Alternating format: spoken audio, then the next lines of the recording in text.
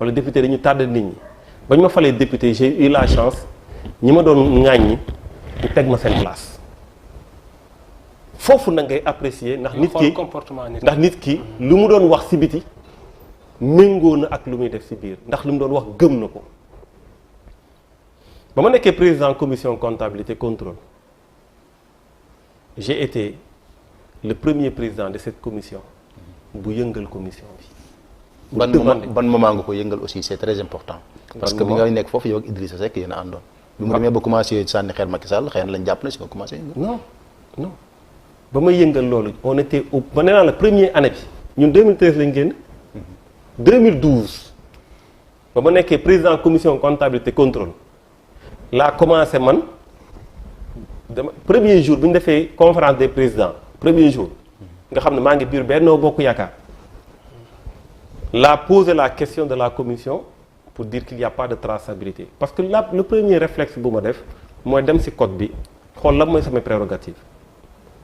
ba ma demee sama bureau ma gis fa ay casiers yu vide ma ne leen y a pas de traçabilité lan lañ fi defoon boobu ba léegi je n'ai rien vu je l'ai posé comme ça et j'ai commencé pour def sama travail j'ai écrit une lettre au questeur mu war ma jox l'état des recettes et des dépenses j'ai écrit une lettre ampliation président de l'Assemblée nationale j'ai convoqué la réunion de la commission loolu ba Assemblée nationale di Assemblée nationale ba léegi mësu fa am ba ma ñëwee lay soog a am ba ma fa jógee ba léegi amaatu fa ñu nekkee noonu lu ne gis ngeen ko ñu def sax bay def ay communiqué payant di ma attaqué sama bureau def nañ fa ay xar fu xuufa menacé nañ ma et tout loolu mooy dëgg mais j'ai résisté ba année ba jeexee ñu dàq ma nekk simple député waaye léegi soo ma nee parce que damay def politique nga dama yow ak président commission yëpp yéen a yem yéen ñëpp ay politiciens lañ c'est pas injuste ça man j'ai prouvé ñoom ils n'ont pas prouvé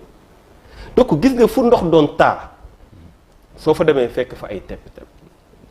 te jour bu ñu jàppee bu ñu gëmloo sénégalais yi ne kenn gëmul dara ñëpp a yem mooy c'est fini.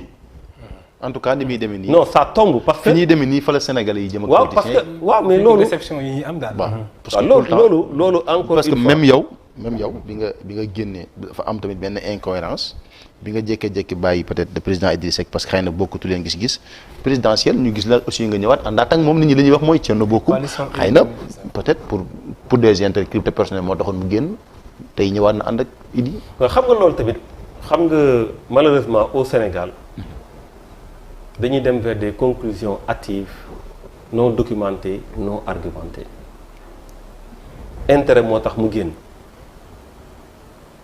privilège moo tax mu génn waaw su dee privilège moo tax mu génn xanaa kon day dem wuti fu privilège am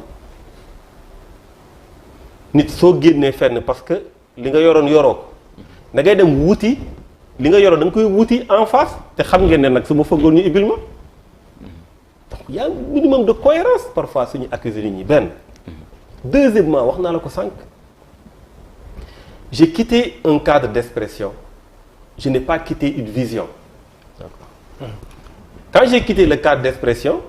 est-ce que cadre d'expression ak vision mënoo ko boole un président de la République su ñëwee di ñëw koo xam dafa nekk candidat à la présidence de la République su ñëwee di wax ak yow du la ne ñëwal ànd ak man ci parti bi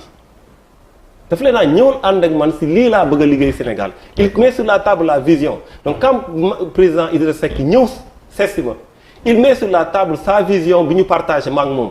il met pas sur la table réew mi donc confusion yooyu moo doon loo xamante ne mën na ñàkk parce que mënul am incohérence entre vision ak cadre d'expression cadre d'expression bi jóge naa fa delluwaatuma fa d'accord vision bi au contraire su ñëwoon proposé ma même vision bu ma am ak moom ma ne ko non bëgguma vision bi